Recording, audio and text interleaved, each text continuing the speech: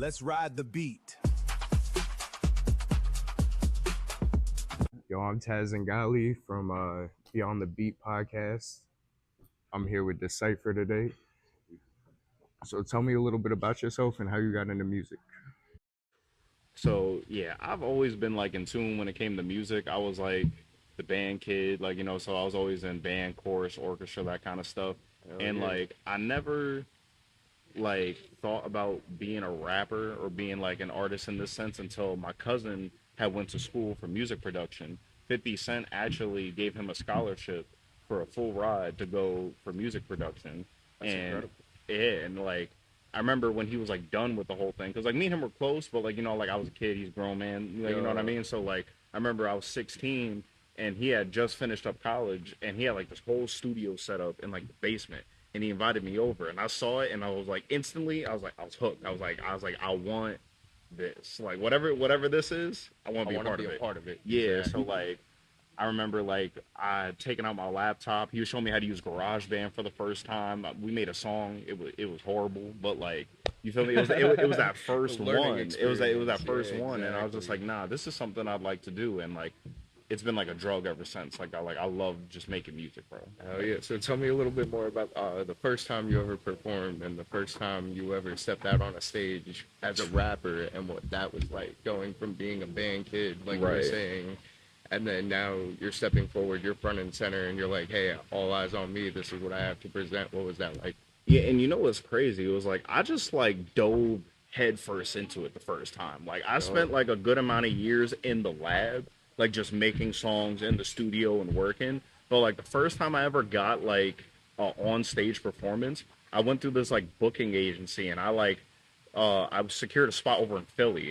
It okay. was yeah, and it was like this little joint, and it was like it was just so nicely set up though. It was like this old timey bar, and you go upstairs, and they had the stage set up, and it was a tiny room, but there was at least like 50 people packed out in there, and you know what I mean. For like first performance, I was like, this is amazing. And a funny story about this, right? I went with my friend, and I like you know how it goes. You post on social media, you tell people to pop out, blah blah blah blah blah, all that stuff.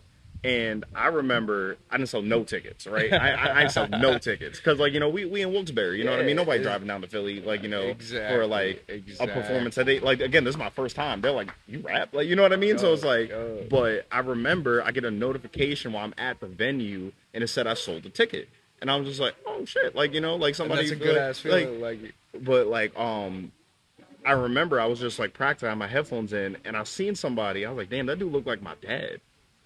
And then like he came, and the next thing you know, he came up and hugged me. I was like, I didn't even know my dad had like traversed from New York to Philly just to see my first performance and stuff that's like that. awesome. Yeah, Hell like yeah. so that was like the greatest experience ever. Like honestly. Nah, that's super exciting. Hell yeah. Yeah. So, based on everything that you've gotten to do with your career so far, Mm-hmm. and now you're building a very good fan base. You know, you're getting on this Jump the Gap festival. You know, Yes, sir. this is your second year on the on a Yeah. festival at the Ritz Theater. Um, what would you say is the highlight of your career so far? What's the biggest thing that you've gotten to do that music has taken you to do? Um, I would definitely say I can't pinpoint it down to one specific event, Yo, but for 3 years I hosted my own hip hop night at the Keystone Stage, and that period of time was just a beautiful period of time because it was nothing but growth.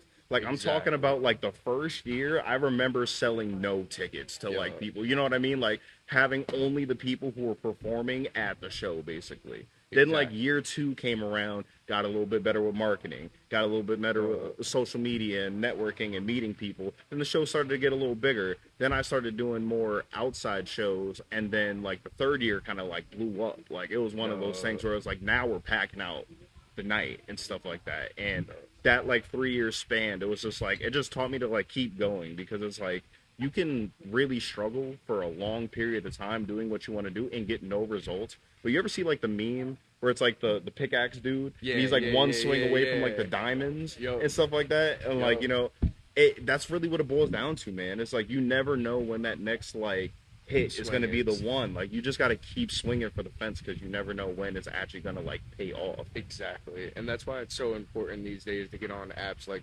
TikTok and doing Instagram reels and stuff Right, like that, right. because like you really never know when just one minute video is gonna be the one that gets you in front of 10 million people. You Yeah. know what I mean? It's just There's such a stigma when it comes to social media now. Everybody's like, "Oh, social media is so negative. It's so that. It's so that." Like, But at the end of the day, it's really like it's like the New York City, but like on the internet. Like it doesn't sleep. You know what I yo, mean? And there's like millions of people just tuned in, and you never know who's looking for you. You exactly. know what I mean? And it's a great way to help you find your audience. You know Right. what I mean? Because we love to start in a community, we start to love in a home base, but you never know where your music is going to take you or where it's going to be popularized, you Right. know what I mean, based on just your home state, you know what I mean? So like people at home, they might not love you until you're famous, you see that all the Oh time, yeah. but like there might just be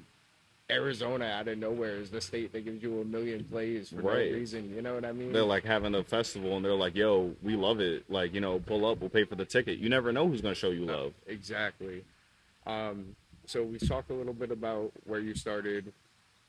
Um, Tell me more about like being a band kid and stuff like that, because I was as well. You know what I mean? Right. So Right. in my seventh grade year, when I first got into middle school, I was on the football team, and I Yeah. quit the football team to join the band because I wanted to play the drums. You know what I Right. mean? And to That's me, tough. like, I didn't care. The band was so much cooler than the football Oh team. hell You yeah, know what I one hundred mean? percent. So tell me some more about those days and what being around that has taught you with your career today. Well, the thing that I would say, like my takeaway from the then to now, is that like I really loved music. You know what I mean? Like I had a love for it before I was even doing music on my own accord, like I am now. Like Yo, even just playing the saxophone, being around the band kids and stuff like that, doing the anthem songs at the football games to get everybody lit at the football. Like it exactly. was a vibe. Like you know what I mean? Like it Hundred was just percent, like it was like an hundred event to percent. be there, and like I feel like it prepped me for what I do now because it's like a lot of people are like, "Oh, do you ever get nervous when you perform and stuff like that?" I'm like, "No, dude. I used to like have the entirety of like our school looking Watching at me. us like while I'm playing like Seven Nation Army, like while walking backwards with a sax. Like, you know what I mean? It's like you learn how to deal with that stage fright like instantly. You No, know what I hundred mean? So it's percent. like now it's like it's even better because it's like they were here for the band, not for me. You know what I mean? Now it's like Exactly. now I'm doing the events as it's like, oh shit, this is my show. Like I'm Yo, not just part of it. You know what I mean? Like so now in a dreamland, what's your dream location? What do you want? What's your dream venue, and where do you want your career to take you?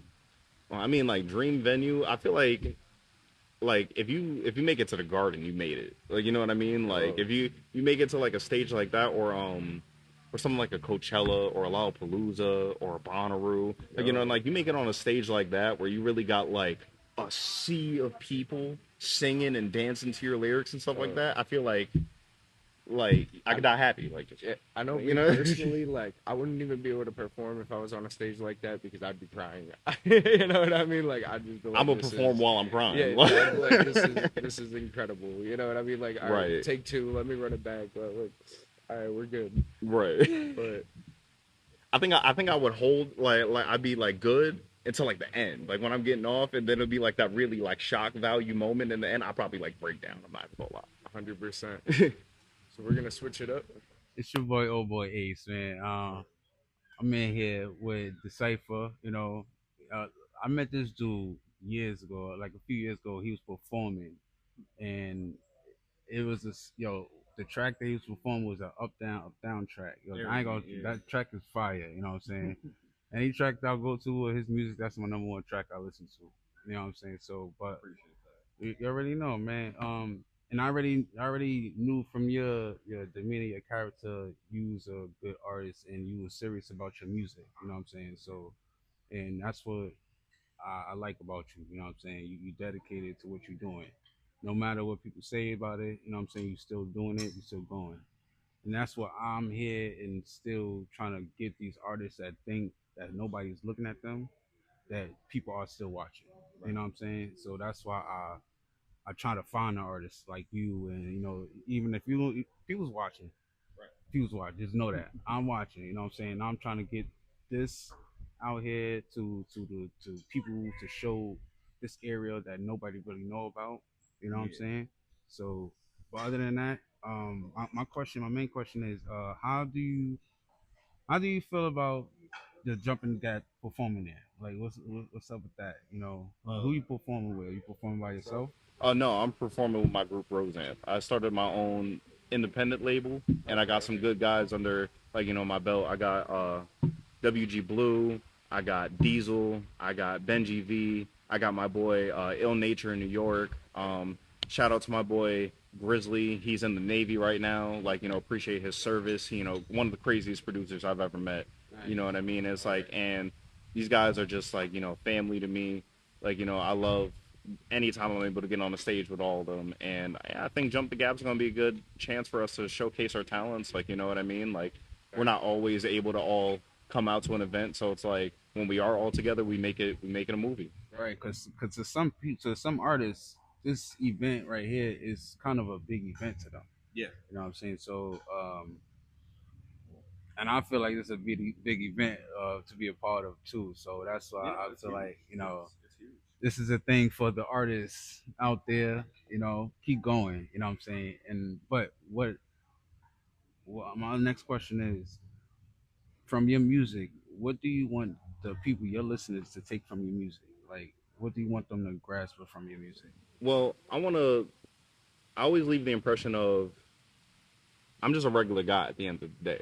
You know what I mean? It's just like I don't think I'm above, below. You know what I mean? It's like I'm just a dude who's been through a lot of experiences and different moments in my life.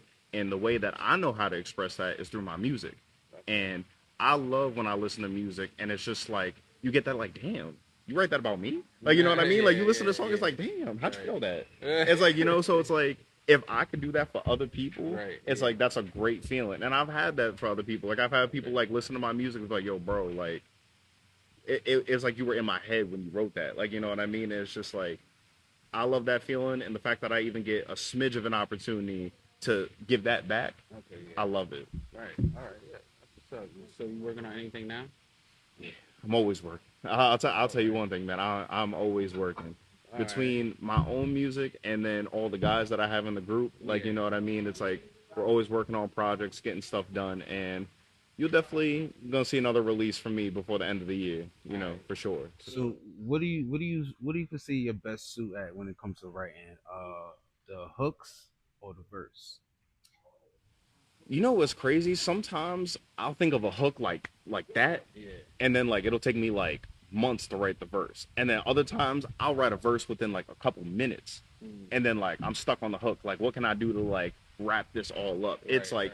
it's such a in the moment feeling, especially because again I produce my co-producer Zach, he produces, and then I got people like Solivon. Shout out to Solivon. He'd be throwing me some tracks sometimes and everything, and it's just you know it's like music is just my safe space. And then it's like when I get in there, it's like I never know what's gonna happen, but usually when it's all said and done, I'm pretty happy what came out of it. Yeah, yeah, definitely. All right, so well, this is it, man. You know what I'm saying? Decypher, yo.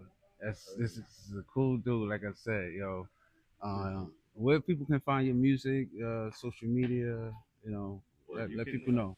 You can find my music on all platforms under Dezypher, Dezypher. You can find it on anything: Apple Music, Spotify, iHeartRadio, all of that. I made sure it's all out there. I am going to get a little better on my YouTube game, get some more long form content out and stuff. But yeah, social media is the same. It's Dezypher. On Twitter, it's Dezypher__. I believe it's the same on Instagram as well. But yeah, Dezypher anywhere. Let's ride the beat.